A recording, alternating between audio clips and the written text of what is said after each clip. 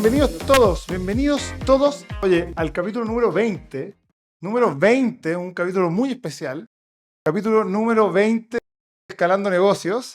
Ya estamos cumpliendo toda una era aquí. Súper contentos nuevamente con un nuevo invitado, espectacular invitado, Roman Joseph, bienvenido. Muchas gracias por venir, muchas gracias por aceptar la invitación. Ahí les vamos a contar un poco quién es el Roman, porque efectivamente tiene hartas capas de superhéroe.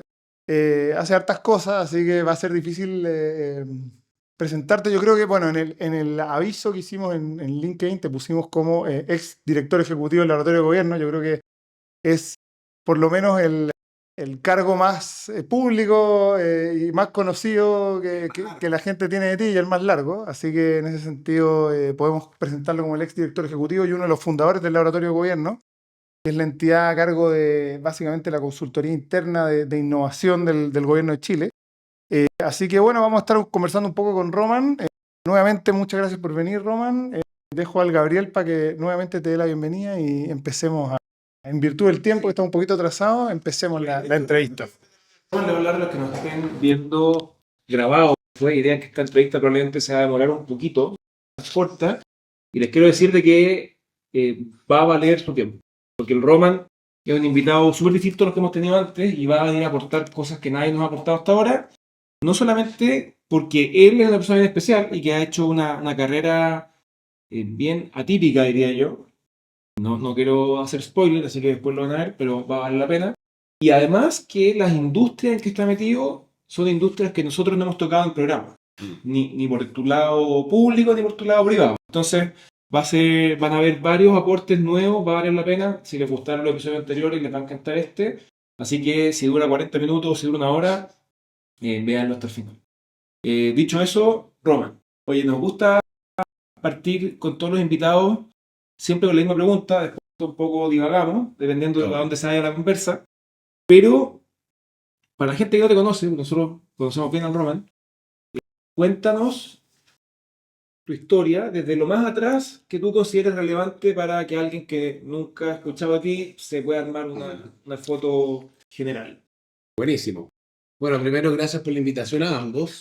Es muy bonito y divertido estar, por un lado, con un ex socio del universidad. Así Y es. con un ex roomie de startups. El mismo espacio cuando no existían estos espacios tipo cowork de WeWork, sino que nos armamos un propio cowork. Así Y es. parto por ahí porque es interesante las vueltas de la vida y cómo 10 años aproximadamente de esos momentos. Más de 10 años. Más de 10 años, más 11 años.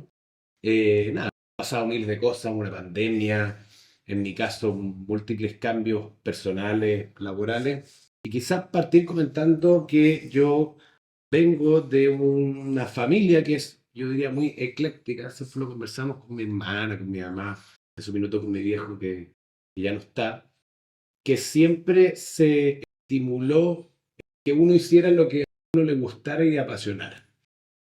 Y eso creo que marca una tendencia muy clara en mi vida personal y laboral. Yo creo que tiene que ver incluso con un tema desde los padres, entregarle la posibilidad a los hijos de hacer realmente lo que les gusta y lo que les moviliza, cosa que no necesariamente la generación anterior tuvo la posibilidad. En mi caso, yo vengo de una familia, por un lado paterno, que son, yo diría, casi sobrevivientes del Holocausto, y digo casi porque no vivieron el Holocausto, pero escaparon justo antes del año 39 y se dedicaron básicamente a sobrevivir, a trabajar. Mi abuelo era un eléctrico que llegó en el año 39 a Chile, que ser un eléctrico es como que hoy, digamos, ser un PhD en ciencia nuclear, porque era un técnico súper específico y que sin saber español iba caminando por el Paseo Humada en Santiago, instalaba luces y hasta que tuvo una fábrica de instalación que está todo lo eléctrico de un edificio completo, hasta que después tuvo su fábrica de lámparas y de... ¿De dónde viene tu abuelo, perdona? De Hungría. De Hungría. ¿Y él estudió? Sí, era técnico. Claro, era su Sí, profesión. su profesión, y cosa que en Chile era poco común. Bueno, y él venía de una familia más bien de campo, también era la primera generación con estudios, y eso obviamente le da, digamos, un plus, una posibilidad de surgir sin el idioma, sin red de contactos, viviendo en un sitio cuando llegó a Chile. Entonces, una generación de mucho esfuerzo. Después, en el caso de mis viejos, obviamente tenían ya mucho más privilegios, si se quieren, acceso a más cosas y una estabilidad mucho mayor. Pero también en una generación donde tú tenías que hacer lo que de alguna manera te regía la sociedad hacer.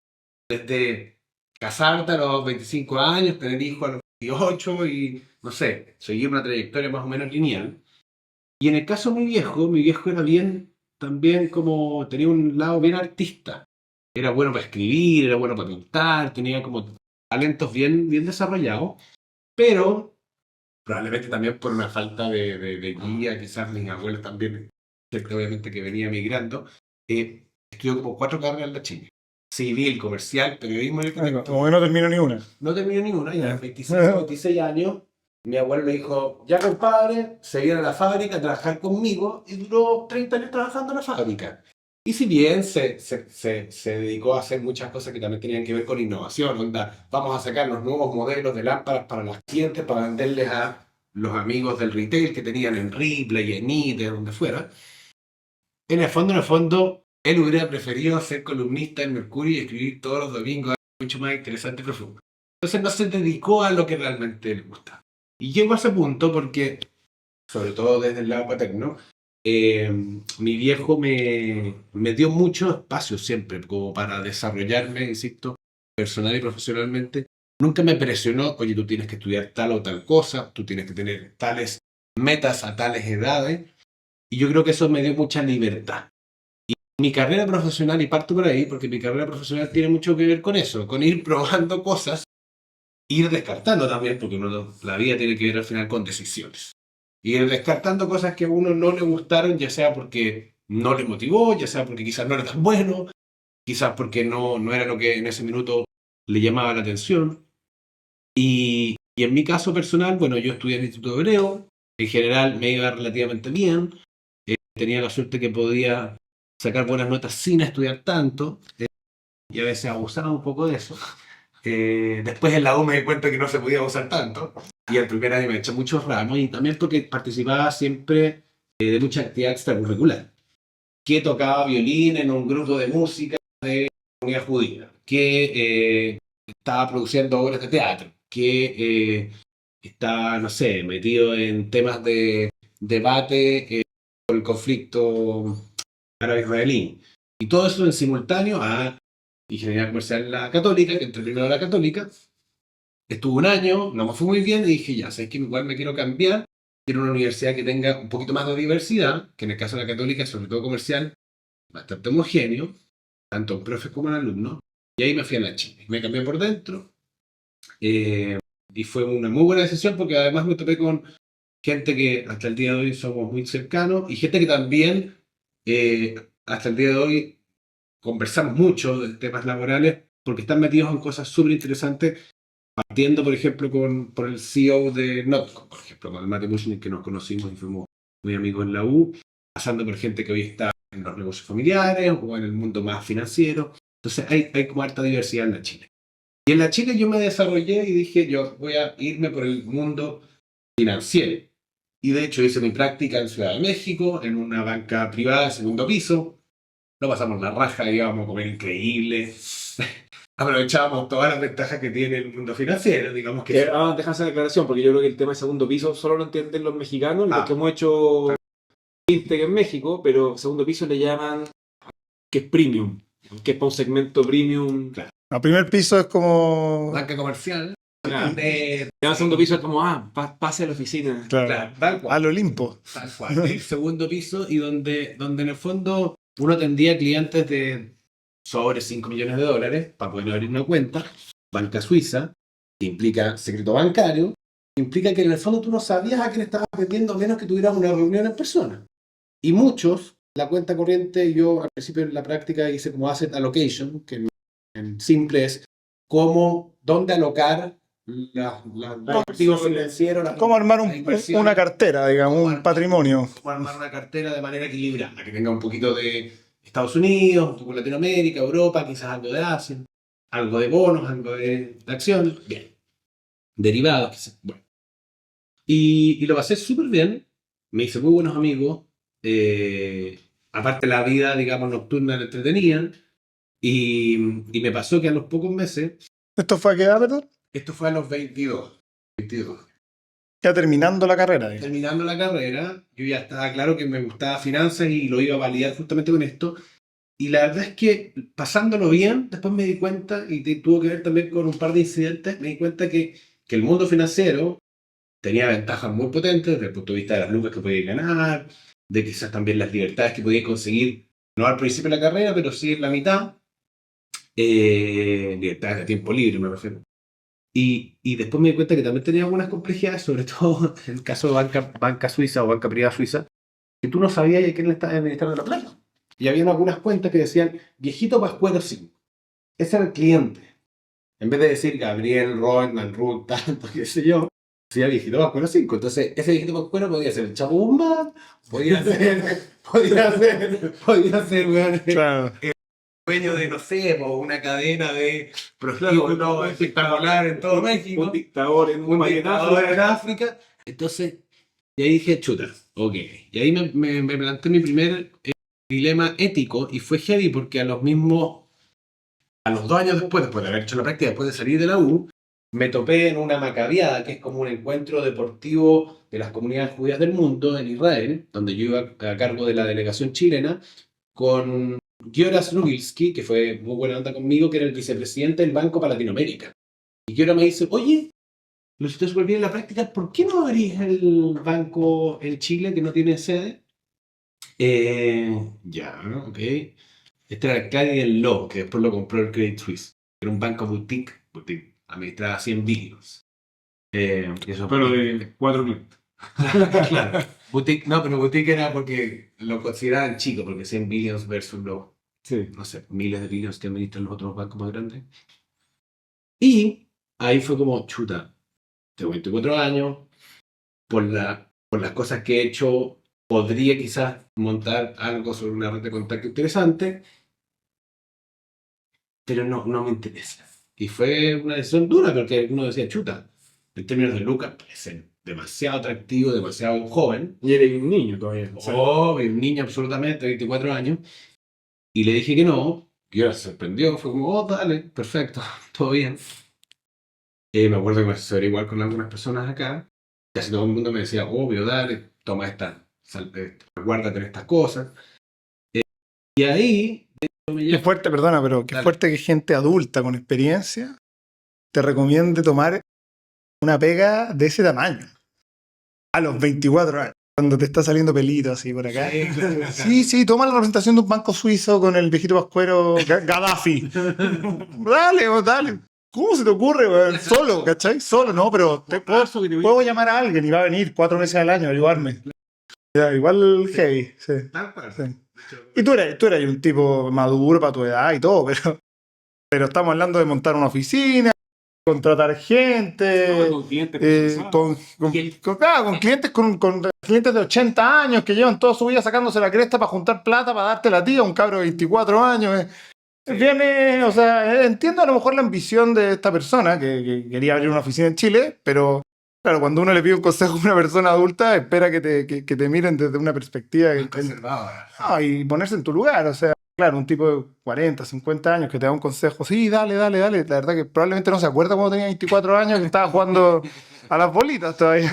Yo creo que eso no se midió, porque también, claro, era atractivo la invitación.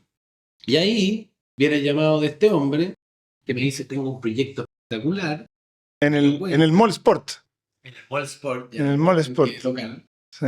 Tengo Tengo una idea, en una realidad. idea. Tengo un PowerPoint increíble. Y ya no me acuerdo si Antes del del PowerPoint. del... Tuvimos que armar el PowerPoint. Sí. Y nada, y nos conocíamos de trabajos voluntarios y de cosas desde ciertos proyectos de obras de teatro hasta otras cosas, campamentos juveniles.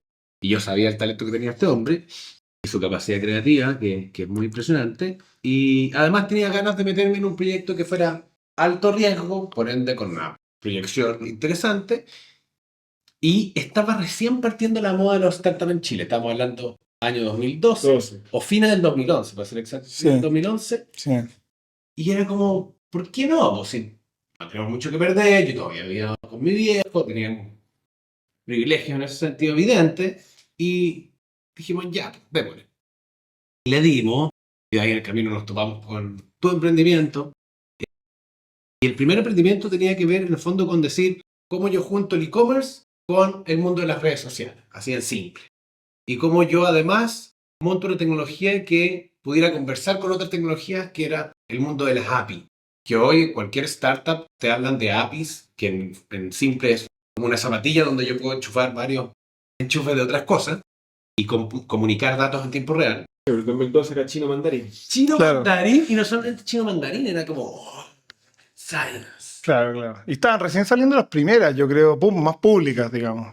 En esa época, claro, la manera de conectarse a lo mejor era vía scrapping, que era como un robot medio hacker que fuera a las páginas y sacara cosas, pero no era una comunicación bidireccional Formal. formal, exactamente. Era todo súper informal en caso de que... Esa era por lo menos la cultura, era como si lo hago sin que nadie se entere, digamos. Y eso, después yo lo apliqué años después, 5 o 6 años después, del mundo del Estado, que genera un valor que es infinito.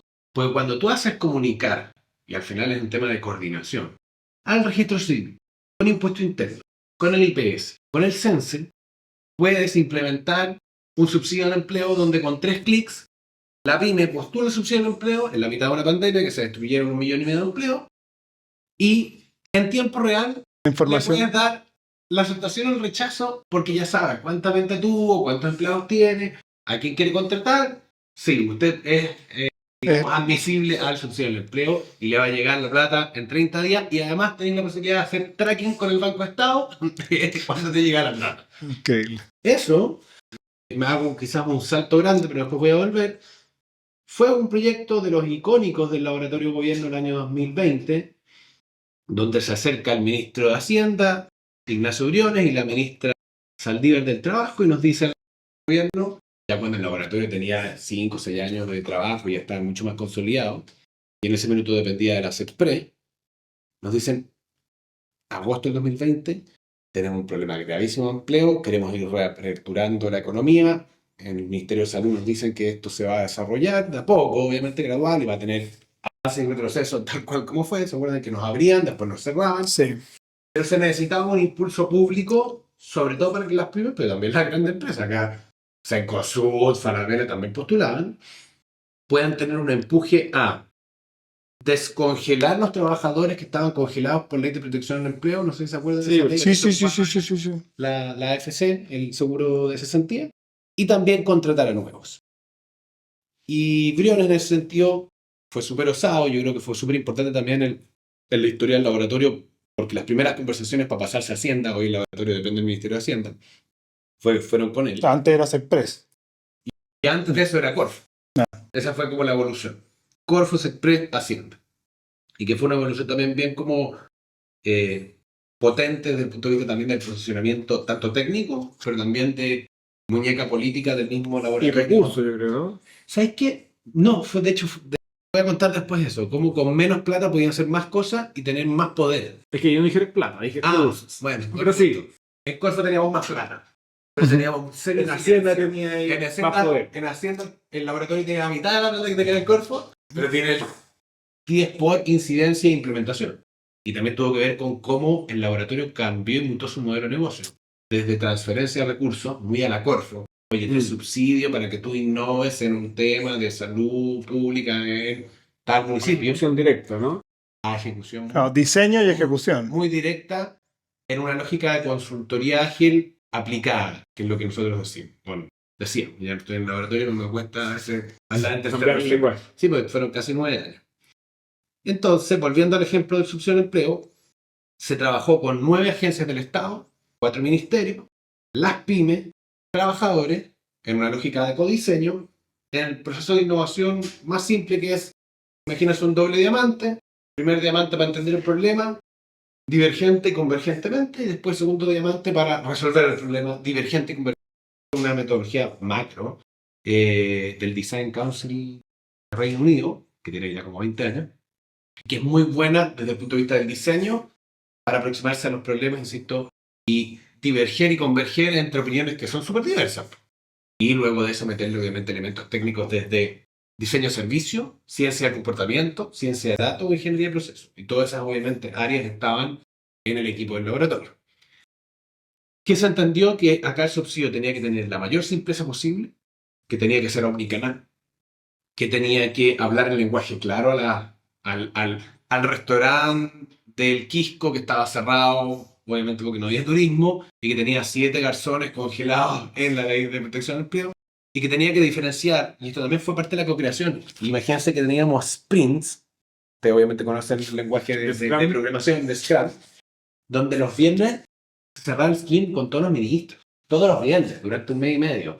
Es como yo veía esta situación y me cagaba de la risa, que decía, qué power que esto se está implementando a este nivel, digamos, de top management del Estado. Prácticamente el Faltaba el propio presidente, claro. Faltaba el presidente en la reunión. Y como discutiendo de lo que se había co-creado en las distintas células ágiles, que estaban divididas por capas. Algunos se estaban fijando más en la parte de interfaz, otros más en la parte de datos, otros más en la parte de canales y así. Y nos dimos cuenta que había que tener 2 soluciones separadas pero que convivían. Y que eran 2 botones al final, después pasándolo al UX. Uno que, y después 2 como submarcas del uno se llamaba subsidio de empleo y uno se llamaba contrata, que está gente nueva, y el otro se llamaba, ahora me falló la memoria. Después lo podemos ver porque todavía está vigente. Algo así como retorna. Creo que era para el empleado, obvio para el empleado. Para retornar al trabajador que está congelado.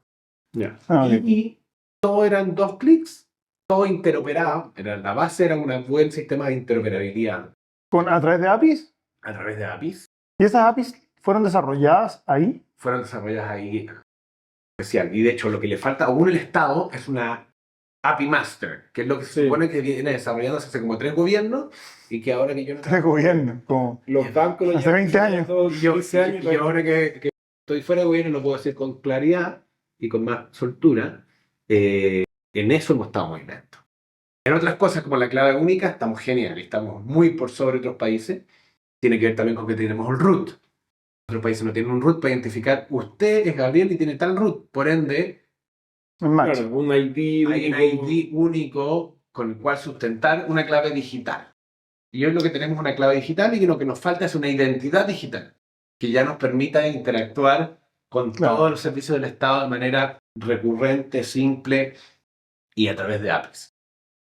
Y lo más bonito de todo es que se entregaron 1.100.000 subsidios al empleo. Fue la política pública más exitosa de la historia de Chile en el ámbito de fomentar el empleo. Obviamente en una situación muy crítica, con 83% de satisfacción del usuario, cosa que medimos a través del CENSE. Espectacular. Oye, dejamos una aclaración para los no chilenos que nos estén viendo. Pero la clave única, efectivamente, es una innovación pública espectacular, porque si ustedes ubican el login de Facebook, que yo puedo loguearme en cualquier aplicación que no es de Facebook con el botón de loguearme con Facebook, o el login de Twitter, o de LinkedIn, o el login de Google, digamos, de Gmail, lo que hizo acá el Estado es crear un login del Estado. Exacto. Entonces, para distintas aplicaciones que se van generando públicas, incluso algunas privadas Sí. que tienen acceso a esto, uno en vez de crearse cuenta y validar identidad, usa su login del Estado, que es esta clave única. Es espectacular. Tal cual. Bueno, y ahí vuelvo para atrás. En el mundo emprendiendo, ¿cierto? Tuvimos 2 startups súper distintos, pero que tenían obviamente aprendizajes comunes. Uno que era Buffys, ¿cierto? O Buffys.com. Que era este proyecto inicial del e-commerce con las APIs, con las redes sociales. Claro, que en el fondo tú podías hacer regalos grupales a través de internet, donde te solucionaba el problema de selección del regalo grupalmente, porque tenéis un amigo que está de cumpleaños, tenéis que regalarle entre 10 personas, cada uno opina distinto, bueno, seleccionar el regalo en base también a algunos algoritmos de gusto. En el fondo, si tú le ponís like en Facebook, porque era con la API del login de Facebook, tú le ponís like en Facebook a todas las cosas del Colo-Colo, obviamente deberías regalarle una polera del Colo-Colo. Al regalado, digo, al cumpleaños. Al beneficiario. El beneficiario le hace cuando se no me acuerdo. Creo que era el lenguaje técnico, digamos. ¿Sí? Sí. Ya, bueno. Y en el fondo te invitaba ya a los 10 mejores amigos, a la familia, quien sea, y a través de tarjeta de crédito o débito, tú pagabas un porcentaje del regalo y eso iba avanzando una barrita de avance hasta 100%, se completó el financiamiento, se despacha el regalo. Es como la lógica de las listas de novios, digamos, pero aplicado. O lo que hacen hoy día los Bruta, los Brota, perdón, que crowdfunding, Esto era crowdgifting, crowd... crowdgifting. De hecho, era bien avanzado, era muy avanzado para la época.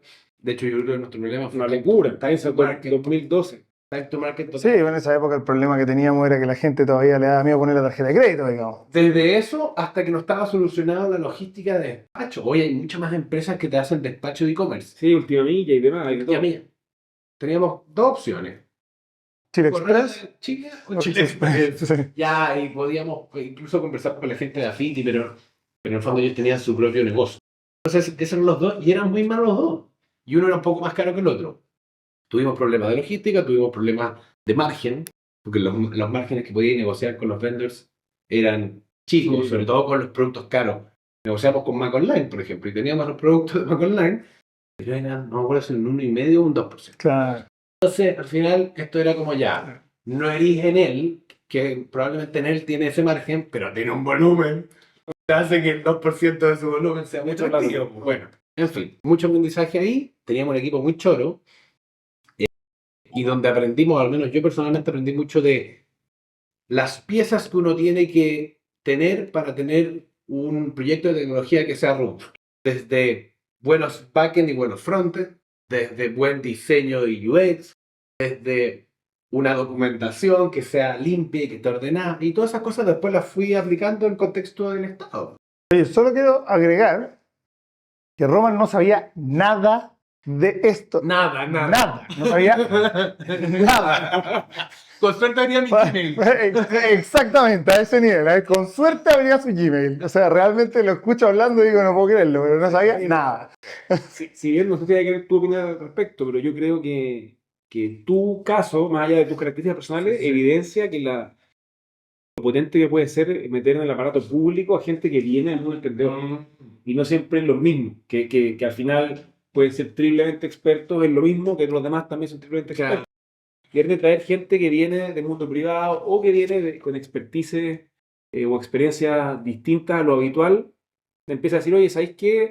Hay una solución más fácil para esto, se están cabeceando con esto, yo lo resolví el año pasado con la mitad del presupuesto, porque con 20%. Bueno, nosotros éramos, la verdad que no éramos tan buenos para ahorrar, pero no éramos buenos para gastar, éramos buenos para... Sabíamos que teníamos que durar... Estáis comparando con otras que sean Mucho. empresas privadas, pero no. Sí. No, lo que estaba pensando, lo que quería combinar es que efectivamente un tremendo punto, que es que hay una fórmula de compra de empresas que se llama acqui-hire, que es básicamente comprar la empresa para adquirir por una parte la tecnología, pero por otra parte el equipo. O sea, y por eso es acqui-hire y no se llama acquisition. Y que efectivamente eso lo hacen muchas empresas para acelerar muchos procesos, desde cartera de cliente hasta tecnología, pasando por talento. Y que es algo que efectivamente al Estado jamás se le ha ocurrido. O sea, la razón de por qué tú te fuiste a trabajar al Estado, que ya la vas a comentar, tuvo que ver con que entre todos los socios decidimos decir, ¿sabéis que hasta aquí no más llegamos? Pero efectivamente el Estado, de manera proactiva, podría comprar startups para poder adquirir el talento y acelerar el proceso. Algo que efectivamente yo creo que nunca se había conversado hasta ahora. Claro, que es algo que no... Es una idea super power. Probablemente inconstitucional a la fecha. Un poco ilegal, pero... En Israel hay una figura parecida, en que el Estado te dice, oye, yo soy tu primer cliente, te voy a contratar para todos mis ministerios Bueno, y quiero exclusividad por 2 años. lo que Hago algo por el estilo. Lo que acaban de decir, además de que Claro, puede estar fuera de lo legal hoy, y yo creo que ahora que hay un proceso constitucional, podría ser perfectamente una de las cosas que se flexibilicen más. El Estado tiene que ser, lo que nosotros en su minuto decíamos en el laboratorio, más poroso. ¿Qué significa poroso? Que esté más abierto a recibir talento al sector privado, poder hacer compra pública innovadora, que es lo que acabáis de decir. De hecho, el laboratorio incluso algunas, y la más emblemática fue el MinSal, a través de un proceso de innovación abierta, donde participaron 600 startups, hasta que llegó uno al final, que fue el ganador, se llama DART, que es una tecnología chilena de ingenieros de la Chile y médicos así super senior, 50, 60 años, oftalmólogos, expertos en, digamos, retinopatía diabética, que es una enfermedad que les da a los diabéticos, que te puede dejar ciego, que es a través de un algoritmo con una cámara de celular buena, pero una cámara de celular, no un medio aparato que no lo vas a poder tener en todo Chile. Tú le sacas una foto a una persona, esa foto, el algoritmo reconoce el patrón de la enfermedad y te da un porcentaje o te alerta de la posibilidad de tener la enfermedad y por ende de tratarla preventivamente. El MinSal, el año 2018, compró esto y fue la primera compra pública innovadora a través de un proceso de innovación abierta que lo lideró el laboratorio. ¿Y ese equipo entró a trabajar? Es un proveedor del Estado. Sigue siendo un proveedor del Estado. Sigue siendo un proveedor. No compró la solución como tú compras. No compró la empresa. No compró la empresa, claro. Porque el Estado hoy... Lo contrató, digamos. Exacto. A través Lo de contrató. una compra, por eso se llama compra pública innovadora. Es una compra pública. Es como cuando el Estado compra sillas para, tengo idea, el Ministerio de Vivienda.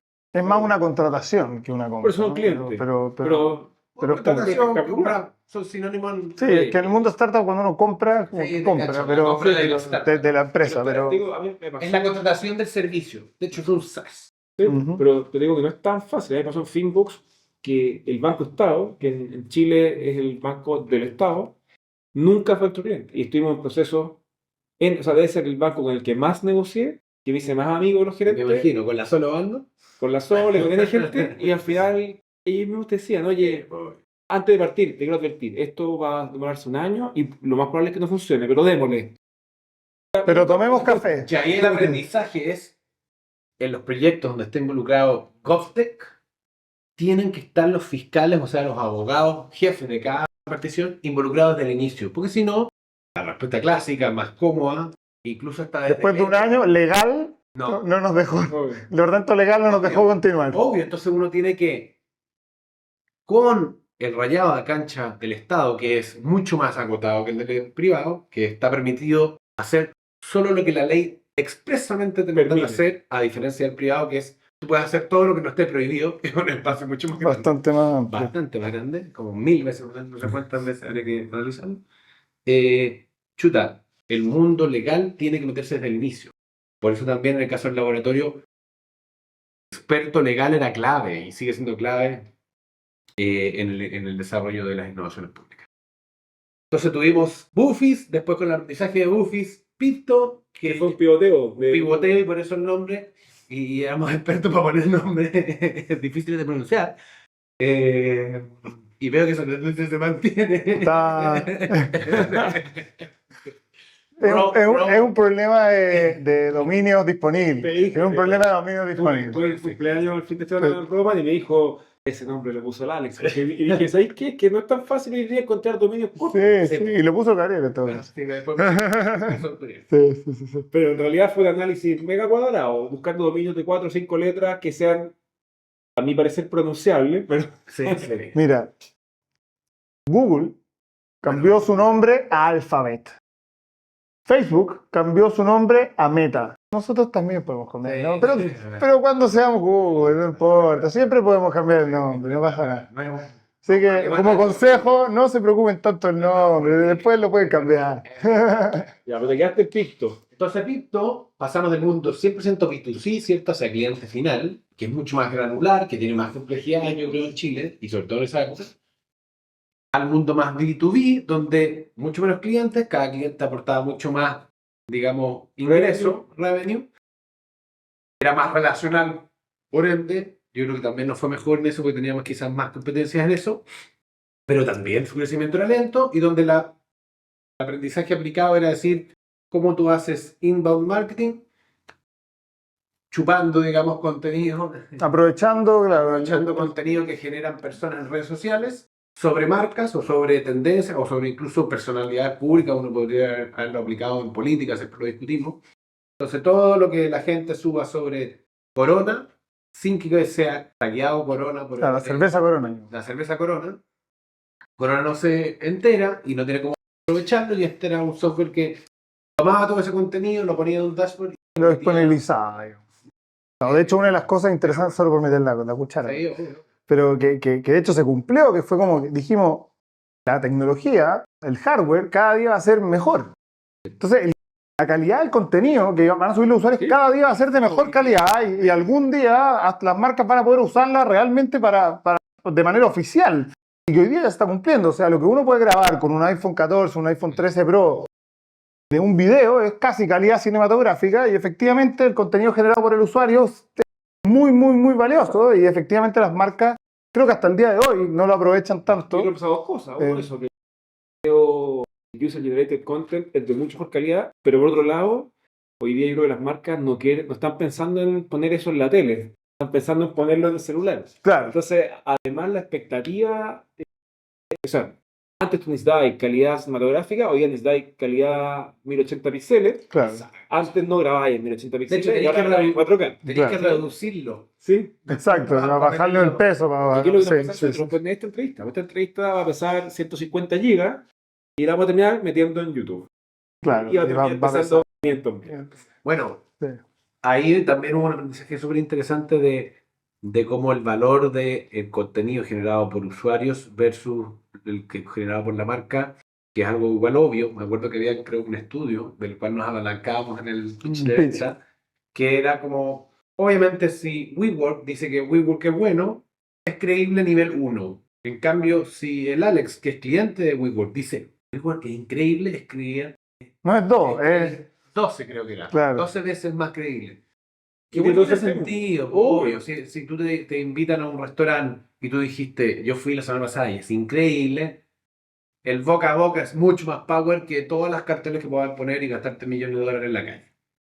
Totalmente. Que lo hice alguien que sabe de restaurante. Y ahí, ya vamos a llegar a ese punto. Y ahí, bueno, hubo clientes power. Red Bull, Home Center, Coca-Cola, sí, Nestlé. Y como buen B2B, también tenía el problema que podíais tener un mes con muchos clientes y 2 meses siguientes, cero. Entonces, no teníais un revenue constante, no era un SaaS que la gente contrataba mensualmente. Y claro, aprendizaje también respecto a la Modelos de venta negocio. spot versus la venta como permanente. Sí, fue. Y ahí vino el año 2014, donde efectivamente tomamos la decisión de ir como reduciendo al mínimo el costo. Uno de esos obviamente fue mi salida. Y ahí qué importante, más allá que esté este hombre acá, qué importante elegir bien los socios al inicio, porque eso podría haber sido, nosotros éramos amigos de hace mucho antes del emprendimiento, y podría haber sido el término de una sociedad y de una amistad. Y fue todo lo contrario. Todo lo contrario, sí. Recuerdo perfecto el día que llegaste con una oferta laboral a la oficina. Sí, pues. Me Sí. acuerdo perfecto. Y era una, digamos, una consultoría, una asesoría de 4 o 5 meses. Porque el Estado muchas veces te contrata así por un horario, Sí, pues. es bien precario, y te contrata, en ese caso era de agosto a diciembre. Y era para desarrollar el primer modelo de un laboratorio de innovación pública, que era un proyecto donde estaba metido Eduardo Vitrán desde la Corfo, la Jimena Rincón desde la SECPRE y Luis Felipe Céspedes del Ministerio de Economía. ¿Era el ministro? Ministra. Era ministro, ministra y vicepresidente ejecutivo del Golfo. Efectivamente. Y nada, y teníamos ese mandato junto con 2 personas más, Juan Felipe López y la Valentina Arros, y armamos un equipito enano de 3 personas. Oye, perdona, ese quinito, antes que sigáis para adelante, venías tú, Mundo Startup. Juanfe, que venía full público, ex jefe de gabinete de Orrego en Peñalolén, y la Vale Arros, que venía saliendo de la U, pero que era administradora pública. Entonces conocía de la parte más como formal, oye, estas son las etapas administrativas para, no sé, lanzar una licitación. Ya. Yo llegaba a las reuniones, no tenía idea, nuevamente, no tenía idea del lenguaje. Este es mi MVP, dices, ¿quién MVP? Hay que hacer 14 etapas. Exacto. Claro, claro. No, y pasó otra cosa muy divertida. Primera reunión, todavía esto estaba en formación y era como ya, este es el presupuesto que van a tener el próximo año, sin que ni siquiera estaba cerrado un modelo. 3.300 millones de pesos. Y yo pasé el startup esto y fue como, what? 3.300. Repite, por favor. Puedo hacer. O sea, uno eso. 2, espérate, yo me lo tengo que gastar obligadamente. Sí, de hecho, te tienes que gastar el 99,8% porque si no, al año siguiente la dirección de presupuesto te quita presupuesto. Te castiga por gastar poco. Que en términos macro tiene un sentido, que es que no se queden recursos emposados y que obviamente se construyan viviendas en el MIMBU, caminos en el MOP, hospitales en el MISAL. Pero en este caso, No solo en este, Pero genera sentido perverso. ultra perverso. En porque noviembre te sobra plata y empezar a quemar. en noviembre y diciembre se gasta el 50% del presupuesto del Estado, para que sepan. Y sobre todo a nivel de oficina, empiezan a comprar, no sé, confort, y hay como que pasáis en los pasillos y hay unas rumas de confort. Y es como, está bien, la gente puede tener necesidad de ir al baño, pero nunca tanta necesidad de ir al baño. Bueno, entonces, Y también también sentías perverso. Tan- ¿A quién le gusta Están el todos confort? cagados ya. che. Que tu primo, compadre, vendí confort no Bueno. de chocolate. Ahora vendí confort. Claro. sí, eso lamentablemente todavía ocurre cada vez menos porque Chile Compra está muy cabrón. Yo te diría que después de los Eso bueno. últimos casos de corrupción está muy, muy cabrón. Es bueno, pero también siempre hay capacidad de cambiar el giro. Bueno, en fin. Y ahí yo dije una cosa, me acuerdo de una reunión que dije, bueno, y nosotros tenemos que tener claridad de nuestro modelo de negocio antes de empezar a gastar plata. Y me miraron todas las veces y me dijeron, ¿cómo se te ocurre? El Estado no es para hacer negocios. Y ahí tuve que explicar de manera como obviamente súper buena onda que lucrar no es lo mismo que tener un modelo de negocio. Y una de las cosas importantes, Las fundaciones tienen modelos de negocio, ¿no? y cuando no las tienen, cagan rápidamente. Exactamente. A menos que el fundador, el señor, digamos, que tenga muchos recursos, meta Claro. plata de manera Claro, irracional, no se eso ocurre, digamos. Sí, el, sí. señor eventualmente sale Se va a morir, va, no, y se va a muere, morir. y claro, Y los hijos normalmente No lo siguen, no, no lo 100%. siguen. Entonces, dicho eso, la ausencia de modelos de negocio en el Estado, y de hecho vengo de una reunión de la semana pasada de eso en una fundación que está enfocando a los temas de reducción del déficit habitacional. Síganla, súper interesante, se llama Déficit Cero. La ausencia de modelos de negocio hace que instituciones persistan en el tiempo sin agregar mucho valor. Que en el caso del Estado tiene que ser valor público, a diferencia del caso del mundo privado. pero el valor al final igual. Pero es valor, pues entonces, si tú no sabes agregar valor, o no sabes cómo lo estás haciendo, o no tienes una estrategia para hacerlo, la posibilidad de que gastes plata sin hacerlo o sin aprovechar el máximo potencial de esa plata es altísima. Y es ahí donde el cuestionamiento interno constante durante casi 9 años en el laboratorio de gobierno fue justamente cómo ir afinando el modelo de valor para que el laboratorio, con los recursos que tuviera, financieros, humanos, políticos, metodológicos, pudiera implementar subsidios de empleo, Oye, pudiera tener una red de innovadores públicos de 25.000 personas que se están entrenando todas las semanas en UX, en ingeniería, en diseño de servicios, en ciencia de datos, que son estos nuevos intraemprendedores del Estado. Y que a veces fueron capturándose desde afuera, cada vez más, pero muy lento, no hay una estrategia proactiva, ha sido más bien como reactiva.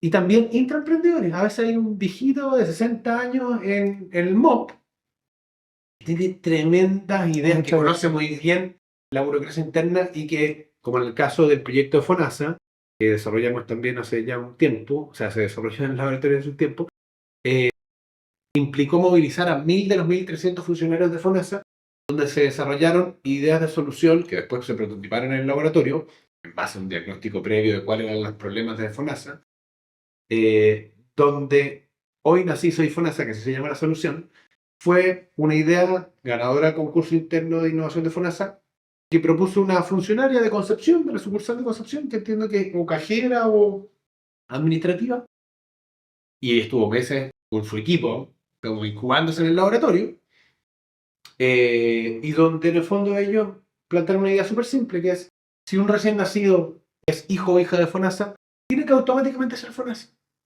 Y eso, que en términos jurídicos está bien, no podía ocurrir si no había, nuevamente, coordinación, interoperabilidad y también una lógica como de el viaje del usuario, donde el registro civil y FONASA fueran uno solo.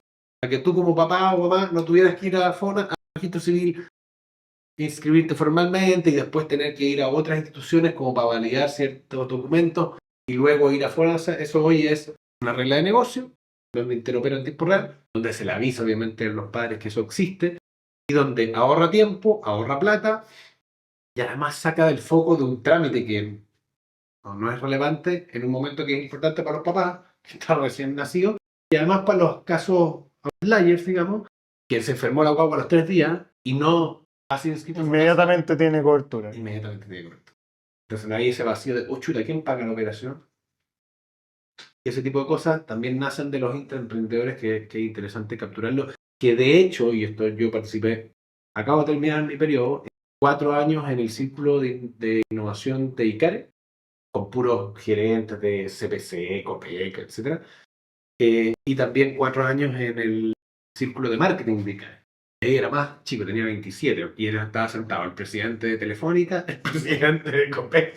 Era muy divertido y ellos fueron muy generosos porque yo era primero el más chico y segundo el único del Estado. Y hicieron una invitación al laboratorio a participar. Yo en ese minuto era primero subdirector, después ya fui director ejecutivo. Y nada, pues escuchaba a estos próceres de la industria, aprendí muchísimo. Y te das cuenta que hay problemas que son muy similares de las grandes empresas con el Estado, porque hay mucha burocracia, hay muchos silos en la competencia entre las gerencias. Mucha política. Mucha política, mucha. No de partidos políticos, pero sí hay lote. Oye, estos directores son amigos del CFO, pero estos otros son amigos del gerente de operaciones y no se llevan bien. No comparten data. Y es como, es broma, ¿cierto? Estamos hablando del mismo grupo retail. Sí, el mismo grupo retail. Bueno, eso ocurre.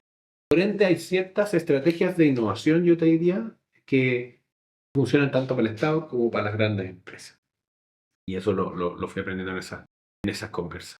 Y nada, pues se fundó el laboratorio, hizo toda esta evolución, llegó a tener un modelo de negocio consolidado que mezcla tres cosas: consultoría interna para explorar y desarrollar e implementar soluciones muy concretas, como el subsidio del empleo, como lo que les conté de FONASA, como por ejemplo el WhatsApp Mujer.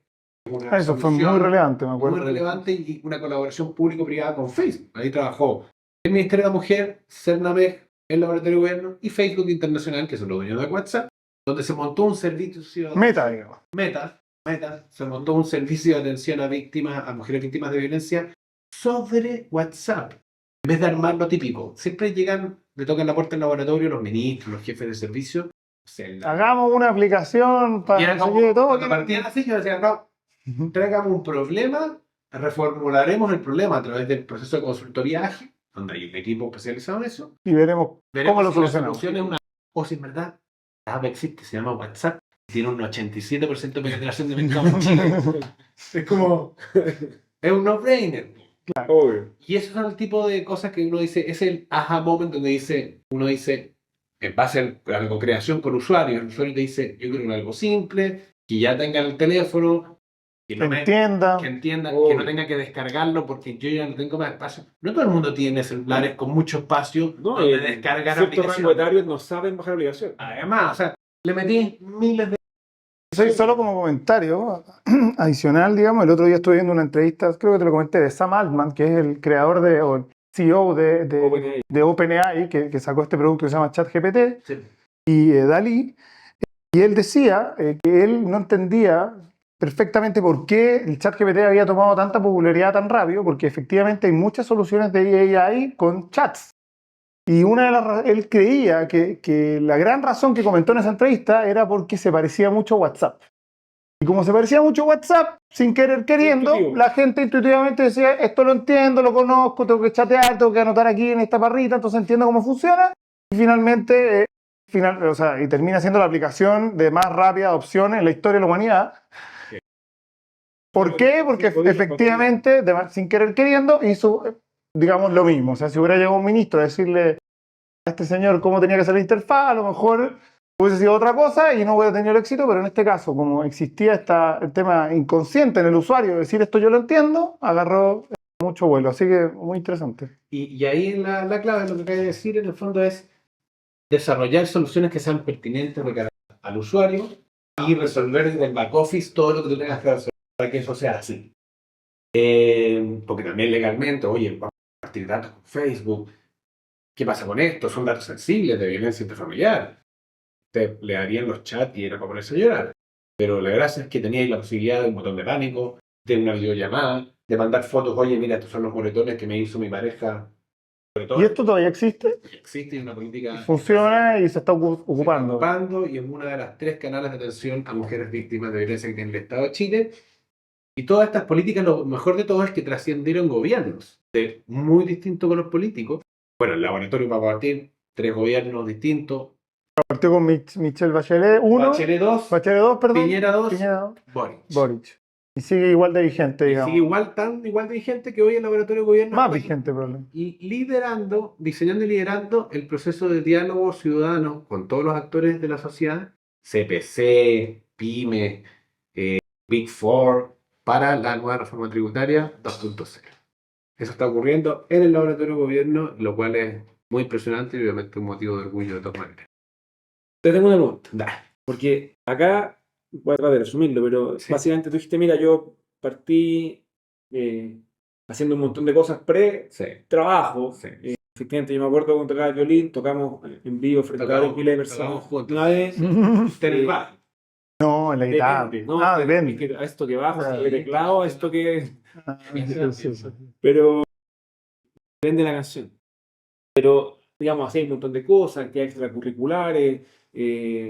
Actor. Era actor también. director. Actor y productor. No voy a contar lo de la... Bueno, la cuestión es que finalmente el espacio, creo que el espacio laboral que te abría más puertas a usar como esta cantidad de skills distintas era obviamente emprender. Porque yo creo que naturalmente llegaste a eso porque tú hubieras trabajado en un banco y te hubieras dicho, ahora usted es finanzas. Oye, pero yo también finanzas. Y Y Excel. dentro de finanzas, Claro. Claro. Y la misma Ahí usted ponga- trabaja, no, usted trabaja en Excel. Mueva el lápiz de aquí a acá. Y después de aquí a acá. Y después de aquí a acá. Además, tuvieron esta filosofía súper emprendedora, sí, oye, vamos a probar esto, vamos a entrar capital, nos fue mal, vamos a pivotear, vamos de vuelta. Y todo ese aprendizaje, palos que uno obtiene emprendiendo, lo llevaste y lo materializaste en el Estado. Dijiste, mira, ahora que estoy en el Estado, gente que nunca ha escuchado estos términos, pero vamos a hablar de modelos de negocio, dijiste viajes del cliente, Agilidad. APIs, agilidad, metodologías ágiles. O sea, para repetirlas todas, pero hablaste un montón de términos que en el mundo emprendedor son obvias y en el mundo público eran anti-obvias, más tus propias capacidades, pero tuviste la habilidad de traspasar lo más posible lo bueno del mundo emprendedor al mundo público. Y todavía no llegamos para allá, pero ahora me imagino pronto va a llegar a que de vuelta volviste al mundo privado, estás haciendo de nuevo un montón de cosas. Pero me gustaría antes que llegues para allá saber de tus 9 años en el mundo público, ¿qué cosa crees que o cosas crees que aprendiste que hoy día estás trayendo al mundo privado? Si, oye, yo del mundo startup fui a implementar cosas para allá además aprendí un par de cosas adicionales que ahora cuando estoy de vuelta en el mundo privado ya no es lo mismo, no es como que volví, ahora es Roman 2.0, digamos. Qué buena pregunta. Yo creo que yo lo separaría en dos, la verdad. Una son cosas que aprendí en el laboratorio de gobierno, que es una entidad bien amplia. Aprendí mucho de metodologías de innovación profundizadas. Insisto, ciencia de datos, cómo ocupar bien la ciencia de datos para tomar mejores decisiones o para automatizar ciertos servicios. Cómo ocupar la ciencia del comportamiento para gatillar un comportamiento distinto en tu usuario y o cliente, que al final son la misma persona, y por ende la distinción tan cerrada como medio absurda, y hacer los que se llaman los nudge, que es toda una área del conocimiento nueva que Hay libros, son muy relevante, muy relevante. De hecho, tuvo el premio Nobel que lo desarrolló en Chile y estuvo en el laboratorio. Y en el fondo hay los nudge es esto de cómo incentivar comportamiento con pequeños incentivos. lo que se llama un golpecito. Con un golpecito, tú haces que este vaso gire y cambie el comportamiento de la persona. Voy a dar un ejemplo muy concreto. En el caso del SENDA, Servicio Nacional de Prevención de Drogas y Alcohol, les cambiamos todo el foro de droga y les montamos, no significa eliminarlo, sino que lo optimizamos. Y además, eso fue algo bastante como de ingeniería de procesos más clásica, donde optimizar el embudo que era así y que fuera un poco más así, y que no hubiera un 60% digamos, de llamadas no recibidas, y eso se reduciera a menos del 10%. Porque a veces son llamadas súper importantes, te están llamando, te están diciendo, estoy con un problema de, digamos, incontinencia, y me voy a matar. Y eso le llega al SENDA, al foro drogas, obvio. Y son, bueno, casos índice que se llaman muy complejos. Y mejoramos eso con tecnología, básicamente, y con mejorar el diseño de proceso. Y con capacitar al equipo. Y además adicionamos una serie de aplicativos digitales que complementaran y descomprimieran el foro drogas. Autoatención digital, semáforos para decir, oye, responde estas 10 preguntas y vaya a saber si estáis en un nivel de consumo bajo, medio o, compadre, estáis muy mal y tenéis que... Llama aquí. Llama aquí, exacto. Inmediato. Y ahí nos dimos cuenta que cómo tú ponías ahí el texto, los colores del aplicativo, iban cambiando el comportamiento de los usuarios, un tema delicado como las drogas, como el consumo problemático de drogas, iban haciendo que la gente convirtiera más, por ejemplo, al uso del aplicativo. Y en el caso, por ejemplo, más, hay un caso que es como de libro, de Natch, de ciencia del comportamiento, en el aeropuerto de Nueva York. La gente iba al baño y meaba básicamente en los meaderos los hombres y dejaban siempre Asqueroso. meado asqueroso. ¿Y qué hicieron? Pusieron una Sticker. mosca, un sticker, justo en el lugar perfecto para que el meado como que se distribuya de manera homogénea. Y se quedara ahí, que no saliera, no salpicara, digamos. No salpicara. Y la gente jugaba así, a chuntarle a la mosquita. Bueno, ese es un Natch. Que con una inversión muy baja y un, digamos, un toquecito cambia el comportamiento radicalmente de la persona. Entonces, hay aprendizajes del laboratorio de gobierno que son muy de metodología de innovación, de áreas del conocimiento, que uno las puede aplicar a una fundación, a una pyme, a una gran empresa, que son muy útiles. Y donde hay un enfoque muy usuario-céntrico y además de equilibrar lo que es lo cualitativo, técnicas cualitativas, con lo cuantitativo. Y ese equilibrio nos costó mucho tener. Lo tuvimos recién, yo te diría que a mediados de la segunda etapa del MAP, que fue como el 2019. Y para eso había que tener un equilibrio en el equipo también de eso. No solo diseñadores y antropólogos, sino que diseñadores, antropólogos y también ingenieros y economistas y también abogados y sociólogos, bueno, y así. Y a nivel de aprendizaje del Estado propiamente tal, varias cosas. Primero, aprendí mucho de digamos, tendencias macro. ¿Qué pasa con los temas de salud pública y salud primaria? ¿Qué está pasando en Chile y en el mundo con los temas de litio y minería? ¿Qué está pasando en Chile y en el mundo con las soluciones, las mejores soluciones de frontera Chuta. en automatización de vivienda? Y eso te da un espectro bastante amplio de Las problemáticas. posibles innovaciones, tanto privadas como públicas, y mercados interesantes en los cuales apostar el día de mañana, tanto de manera individual o emprendiendo colectivamente, o, por qué no, desarrollando políticas públicas. Entonces hay un aprendizaje metodológico y hay un aprendizaje en áreas de como de demanda, por así decirlo, ¿cachai? En tipologías de demanda para... Claro, a ti como director ejecutivo te llamaban de todos lados. De todos Porque, lados. o sea, como que Multi- no había un área que no te dijera tengo un problema. Todos tienen problemas, ¿a quién llamamos? Trabajamos Y ahí priorizar 20, debe ser difícil, mira. 20 locura. Espectacular la experiencia. Muy, muy completa, ¿cachai? Los únicos que no trabajamos fue defensa, vocería, Claro que no los llamaban ustedes, defensa. claro. Llaman a otros consultores, digamos. Claro. Llamaban probablemente a los israelíes, pero en el fondo no fue muy completo en ámbitos del conocimiento. Y quizás más transversal que las burocracias en exceso son malas, pero que un mínimo burocracia y de estructura organizacional es buena. Y me paso ahora. Hay que darle tiempo al tiempo, que de hecho yo creo que es algo que nosotros hablábamos mucho en Sí. esa época, bueno, y contigo también en esa época, los tres,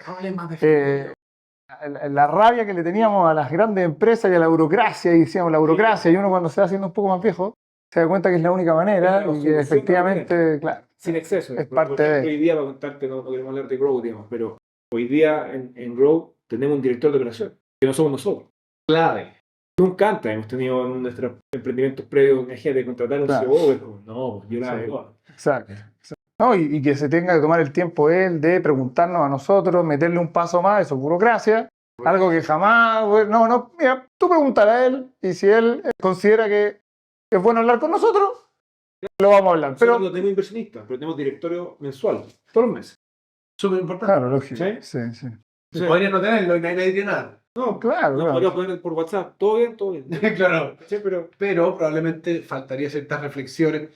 Y el tema de la burocracia y las estructuras organizacionales, que no sean excesivas, pero que sean ojalá ágiles, pero que tengan ciertos procesos decisionales formales, yo lo he ido implementando a partir de fines de agosto del año pasado, cuando tomé la decisión de cerrar por un lado el ciclo del laboratorio y hacer una salida ordenada, coordinada en ese minuto con el ministro Marcel, que dicho sea de paso, se concursó el cargo y se acaba de nombrado ¿Adjudicar? director ejecutivo, El que nuevo de hecho, Roman. claro, que de hecho trabajó conmigo durante hartos años, así que estoy contento también. Llegó una persona en el fondo desde adentro, que se había ido, pero que volvió a través de un concurso. Que habla muy bien también de la institución, o sea, Alguien quiso volver. Quiso volver. no solamente quiso volver, se entró a través de un concurso público, Claro, no fue alguien que no amiguismo. milita en ningún partido político. Muy Che. bien. Entonces, yo renuncié. ¿Tú sigues ligado al laboratorio o 100%? O sea, tengo amigos, Amigos, me llaman pero- para algunas cosas, pero ya, no, para pedir un consejo por teléfono, no, pero no, nada, no, nada. yo no sigo ligado al laboratorio en ningún caso y el laboratorio tiene vida propia y es una institución, yo te diría, sólida en sí misma. Y me fui 50% de mi tiempo, 50-60% de mi tiempo, también eso implicó, digamos, un cambio de rutina total, de oficina, centro, mucha reunión, a horario que me voy ¿Qué hago? perfeccionando yo todos los días, que es un desafío para no procrastinar más de la cuenta, que es las pymes familiares, y ahí voy a ese tema, y de manera muy orgánica ir tomando consultoría dentro y fuera de Chile, pero sobre todo fuera de Chile, en todo lo que aprendí en el laboratorio, A entidades públicas. a gobiernos. Por ejemplo, acabo de cerrar un deal con el gobierno de España, de hecho el kickoff es mañana, con el Ministerio de Hacienda, en un tema en particular, y en el fondo la consultoría es al gobierno de España. Pero en otros casos ha sido al Banco Interamericano de Desarrollo, o a la CEPAL, o al gobierno de Perú, y así con distintas entidades. Y eso en los últimos 6-7 meses. Y ha sido súper potente porque en el fondo todavía no he tenido que hacer ningún esfuerzo comercial. Todos te están por Orgánico. WhatsApp o por LinkedIn. Y porque en el fondo la pega del laboratorio, y eso es súper importante, sistematizar y visualizar, fue sistematizada en inglés, en español, en casos de estudio, que en la OCDE, que la ONU, documentación propia, todo online obviamente disponible, mucho toolkit. Y bueno, y es un referente a nivel global. Y yo hasta el día de hoy voy a congresos, eventos, soy keynote speaker de distintas cosas. Y no solo en Latinoamérica, porque estamos acostumbrados a que Chile en general es referente a Latinoamérica. Yo el año pasado fui al GovTech Summit en Holanda y Chile, digamos, al nivel de Holanda, digamos. ¿No? Y ahí yo creo que también hay que tener miedo y Chile somos muy como apocados, diría yo. Como siempre todo como chiquitito, hasta como hablamos.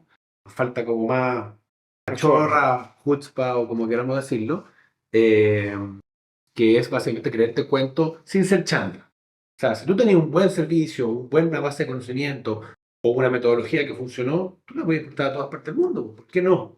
Obvio. ¿Por qué lo pueden hacer los británicos y no lo puedes hacer tú desde Chile?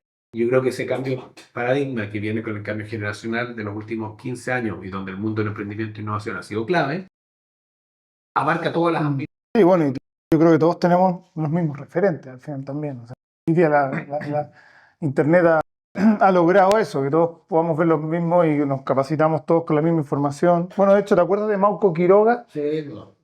Él trabaja en la OCDE. Bueno, pero él En la OPSI, en el Observatorio de Public Sector Innovation. Mira. Y hemos interactuado por mí. Mira, todavía, 10 años después. Sí, bueno, él consultó, fue nuestro primer project manager con ACID, y Mauco estuvo años consultando al gobierno francés. Sí, pues pololeaba con una francesa, se fue a ir a Francia y consultar al gobierno francés. Así que sí, la verdad que de Chile hay mucho que enseñar, digamos. ¿Y qué es lo que está diciendo? Entonces, en el ámbito de las pymes familiares son básicamente restaurantes en Santiago y en San Pedro de Atacama, restaurantes que fundó mi hermana ya el primero hace 25 años, el último hace 9, muy golpeados en la pandemia, donde hubo que hacer reestructuras financieras, FOGAPE y todo lo que se les ocurra para poder sobrevivir, hubo que vender uno de los locales, arrendar otro, y hoy se limpió eso y se llegó a una estructura mucho más simple, menos costosa, más manejable, donde las dos marcas principales subsistieron desde el punto de vista de gastronómica. El Adobe en San Pedro de Atacama, que es el restaurante más Conocido. en el mejor lugar, en la calle principal, que tiene hoy fila y que después de un largo, digamos, proceso de dificultades, porque tuvo 11 meses cerrado. Fíjense, cualquier pyme cierra lockdown 11 meses. Una locura. Una locura, es un milagro, para decirlo, que sigue existiendo. Hay que partir de alguna manera de hacerlo. Y con una mochila de deuda no menor. Después el Naoki en Santiago, que es reconocido como el mejor o uno de los mejores japoneses de Chile. Japonés, digamos, con toques chilenos, con mucho producto local, sin ser fusión, que eso es bien distinto. Y en este hay más socios, están los hermanos Savils, que se metieron un poquito antes del estallido social. Siempre se ríen que... Creo que le está llamando algún presidente. ¡Oh, joder! Sí. El de Costa Rica. Hablando de eso, vamos a saltar. Qué importante que es cuando uno aprende a interlocutar con distintas personas con el mismo nivel de interacción. Yo trato de interactuar con, no sé, un garzón y tener una conversación de trabajo o un jefe de cocina, igual como lo tendría con un ministro o con un presidente. Y eso yo creo que te lo da en parte estos grupos scout, en este caso de la comunidad judía, porque te dan como una soltura de cuerpo, una habilidad blanda que es muy power. Y como a los 17 años. Ya no tiene 17 años. Claro, Cierra paréntesis. uno es tan ignorante a esa edad que trata a todo el mundo como si nada y eso queda después para adelante. Bueno, queda muy por delante. A este vas a la cuenta. A mí en la universidad me acuerdo que profesores me echaban de clases por decirles tú. Claro, Sí, obvio, obvio. Decía, se me olvida. Perdón. Sin faltar respeto, sin Sí, faltar para nada. Es como, ¿te puedo hacer la pregunta? O discutiéndole la teoría que él puso en la pizarra. En un tono más de tú a tú. Y volviendo entonces a los restaurantes, están en un proceso de profesionalización, de reducción de costos, de automatización del proceso. Por ejemplo, acabamos de contratar un software chileno que se llama Book, que es un startup que creció, que es de esos startups que a mí me gustan porque está clarísimo el modelo de negocio. Ellos son un SaaS que te administran todo el proceso de recursos humanos en un solo aplicativo. Punto. Probablemente no sean unicornios, porque deben haber miles de SaaS de eso, pero son súper buenos. Resuelven el user problema. friendly, No, están mira, conectados con la Solo como un dato, mi hermano, que entrevistamos la semana pasada, se fue a Colombia ayer y me mandó un mensaje diciéndome que se fue en el avión con uno de los fundadores de Book. Y después se fueron en el taxi juntos. Y le contó que la empresa está valorizada en $500 millones. Mira el dato que te acabo de tirar, bien fresco. Sí, tremendo startup. Tremendo, y hay 0,1. Y tienen el 80% de la propiedad, los socios. No. Mira que increíble. Y generar caja como loco, no es un valor. Súper simple. Claro. Nosotros, para que se hagan una idea, cada restaurante tiene 50 trabajadores aprox, y por cada restaurante, por los temas de remuneraciones, evaluación de desempeño, vacaciones, todos los módulos, pagamos 10 UF por cada uno. Y eso por los muchos restaurantes que tienen. Tenemos reunión en 10 minutos. Ya. No con un presidente, pero hay que tratarlo a todo igual. Y para cerrar la idea de los restaurantes, el desafío mayor en la industria ha tenido que ver con cómo volver a lo presencial, pero aprovechando los avances tecnológicos. Van a decir, pero esto es obvio, desde tener bien automatizados los temas de reserva. Insisto, muchos softwares as a service, metiendo muchos softwares as a service, con obviamente equipos que no están acostumbrados al papelito, a las reuniones informales, metiéndole metodología de trabajo. Los lunes se hacen estas reuniones, los martes estas, los miércoles esta otra, los jueves esta y los viernes estas otras. Trayendo talento nuevo. En 6 meses hemos traído administradores nuevos, jefes de finanzas nuevos, encargados de control y de gestión. ¿Por qué? Porque el nivel de robo en la industria es brutal, lamentablemente. Y sobre todo en estos locales, porque la cultura organizacional, por lo bueno y lo malo, que desarrolló en su minuto mi hermana con mi cuñado, que en paz descanse, era muy cercana, muy de compadre, amigo, colega, compañero, así, gordo, así como, oye gordo, me pasé en la sal, Y al trabajador. para crecer eso es imposible. Hace que lamentablemente, quizás por la idiosincrasia chilena, se malentienda esa confianza como para abusar. Entonces se disparan los índices de robo. Entonces pasamos de un 8% de rentabilidad, que es malo para la industria, a superar el promedio de la industria, que es 15, estamos, yo te diría que pasadito el 20 en el caso de San Pedro, y en el caso de Naoki, más en torno a la industria. Y lo cual te dice que estar en control, más profesionalización, más diseño de procesos que vengan acompañados de tecnología, ayudan a las pymes. Implica obviamente un desgaste, implica un cambio brusco muchas veces, que en el caso del Estado son más lentos, así más gestión del cambio. Acá, obviamente, No hay tiempo. no hay tiempo y aplicáis de un día para otro el cambio. Hay días en el camino, por supuesto. Uno se gana a veces Par de enemigos. algunos enemigos internos, por supuesto. El proyecto tiene que ver con que de aquí a mediados de año eso esté cerrado. Y en paralelo, sobre todo en el Noki, estamos desarrollando, digamos, todo lo que son los dossiers de marca, de proceso, de receta, etcétera, para poder sacar una marca que es muy potente fuera de Chile.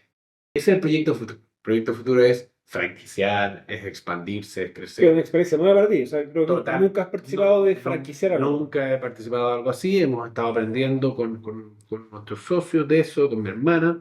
Está súper entretenido también. Contratamos a una persona especialista en eso que ya lo hizo con dos cadenas importantes, lo hizo dentro de Chile. Eso es clave. En general, la gente no contrata know-how muchas veces y se tira a la piscina. Acá contratando. Sí, y llevamos un año con ella, de hecho. Espectacular. Y porque si no, y claro, es un costo. Y uno dice, chuta, tengo este costo fijo que todavía no reporta ningún ingreso. Bueno, That's life. tal cual. Y en el otro lado, de a poco diciendo, ok, ¿hasta dónde puedo seguir tomando proyectos de manera como consultor individual, sin entrar en una modalidad de burnout? Y también manteniendo algo que quizás durante los primeros 35, yo tengo 35, primeros 34 años de vida no lo mantuve y ahora sí lo estoy manteniendo, que es un sano equilibrio entre la vida personal y la pega. Yo estaba metiendo tantas cosas que tenía muy poca vida personal, esa es la verdad. Y ahora estoy muy contento, pololeando, de hecho viviendo con mi pareja, que tiene una hija, que es como si fuera mi hija. Entonces Sí, el fin de semana. es como me cambió la vida en un año y medio, ¡fua!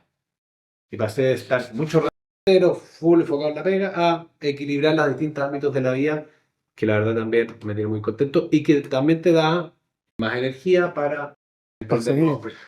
Oye, Román, un poco terminando, ya llevamos más de una hora. Te quería hacer dos preguntas. Bueno, la primera tiene que ver con la parte más de consultoría. Me imagino que hoy día el desafío sería crecer por ahí. Eventualmente el burnout se elimina también, bueno, reduciendo el tamaño de la empresa, que creo que no es tu filosofía. O, perdón, reduciendo la cantidad de clientes o ampliando la capacidad de la empresa. ¿Estás pensando en crear mini romans que puedan atender a los gobiernos que están llamando por teléfono? Es una reflexión que tengo desde enero más o menos. De hecho, me puse un plazo. Junio, evaluar, o sea, de hecho, después del último contrato que cerré con la gente de España, no voy a tomar nuevos proyectos hasta junio. Estamos ya casi en abril. Y dependiendo de lo que vaya llegando, voy a evaluar efectivamente armar equipos ad hoc. Y ahí hay que pensar nuevamente en el modelo de negocio. ¿Cómo es esto? ¿Ellos son freelance? ¿No son freelance? ¿Hay una base fija? ¿No? ¿Se trabaja con consultoras amigas? Hay muchas posibilidades. Eh, y nada, yo creo que de todas maneras la respuesta va a ir por buscar algún modelo que te permita captar toda esa clientela, más que decir a todos que no, porque obviamente No deja de ser tiene mucho atractivo sentido. en términos del negocio. Bien. ¿Algo que quieras, Gabriel, para ir cerrando? No, por mi lado nada. O sea, me encantó la entrevista. Aprendí, anoté como loco, así para que vean que es verdad. Escribí, tomé apuntes para mí de varias cosas, así que es interesante. Yo conozco al Roman hace varios años como bueno cachar, pero hay muchos detalles, especialmente de tu vida pública, que yo no conocía tanto. Qué es lo que aprendiste, interesante la perspectiva, cómo estás aplicando eso en el mundo privado. Súper interesante. Así que, nada, no sé si... Sí, no, solo para cerrar, Roman, no, siempre nos gusta terminar estas entrevistas con algún consejo que quieras darle a la audiencia. Acá nos escuchan, la verdad que es variado, pero en general mucho emprendedor, mucho joven, mucha gente que está empezando, gente que está desde el lado más corporativo, gente que está emprendiendo. Si quieres dar algún consejo desde tu perspectiva para cerrar, por favor. Yo creo que el mejor consejo que les puedo dar es que inviertan en ustedes mismos y que inviertan en lo que es la marca personal que tienen ustedes. ¿Por qué? Porque al final uno desarrolla proyectos, desarrolla empresas, desarrolla, digamos, una serie de productos, a veces servicios, pero lo que va quedando, que es tu capital basal, es la marca personal. Y eso es una mezcla entre estar constantemente desafiándote con nuevo contenido, con nuevas metodologías, con nuevo conocimiento y no no entramparse en la zona de confort, que es muy peligrosa, es cómoda, pero es peligrosa. Y al mismo tiempo, ser siempre correcto en lo que uno hace, porque al final eso, si bien puede a veces no ser tan rentable, en el largo plazo es un activo muy, muy importante y que a mí me pasa que a veces me invitan a proyectos, cosas, emprendimientos, cualquier cosa. Y tiene que ver al final con que uno ha cuidado esa marca personal. Y es algo que no muchas veces se discute. Siempre hay consejos como más técnicos, oye, no, parte pequeño, anda creciendo y todas esas cosas son muy importantes y probablemente otras personas lo han dicho en esta mesa. Pero a mí me gustaría agregar eso, que en el fondo es importante invertir en uno mismo y en la marca personal, porque eso es un activo no financiero clave, intangible. Que queda para toda la vida. Súper interesante. Espectacular consejo. Muy buen consejo, muy buen consejo. Ya, pues bueno, muchas gracias, Roman, por venir. Ya veremos más adelante si te ¿Cómo anda la invitamos franquicia? nuevamente, cómo andan las Va a estar franquicias, está interesante interesante eso. Así es, 100%. Y si hacen nuevas marcas, qué sé yo creo que tienen harto. Bueno, el Naoki es un gran restaurante, los invitamos a todos a ir porque realmente Vaya. lo van a seguro van a tener una buena experiencia. Hay pocos restaurantes en Chile que uno puede poner las manos al fuego. ¿No? Uno no pone las manos al fuego por nadie, pero aquí cerquita del fuego porque efectivamente es un. El soplete. Es un teclado de soplete, exactamente. Ahí, justo entre el nigiri y el soplete uno puede ponerlo.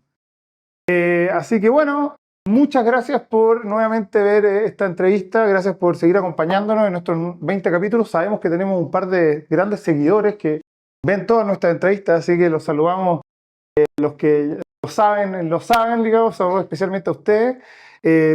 Ya venimos con nuevos invitados. Próximo trimestre, o sea, segundo trimestre del 2023, viene toda una ola de nuevos invitados, muchos emprendedores, personas, de hecho, bien importantes que han aceptado nuestra invitación, así que ahí les vamos a estar compartiendo novedades. Y bueno, como siempre dice el Gabriel, para los que les gusta escucharnos a través de audio, estamos en Spotify, estamos en la plataforma de Apple Podcast. Y a través de YouTube, como siempre, en nuestro canal. Esta entrevista probablemente va a estar disponible, bueno, ya está disponible, pero más adelante con algunos retoques. Así que nos veremos más adelante, próxima semana, nuevo invitado y algo más. Chao, chao. Chao, gracias.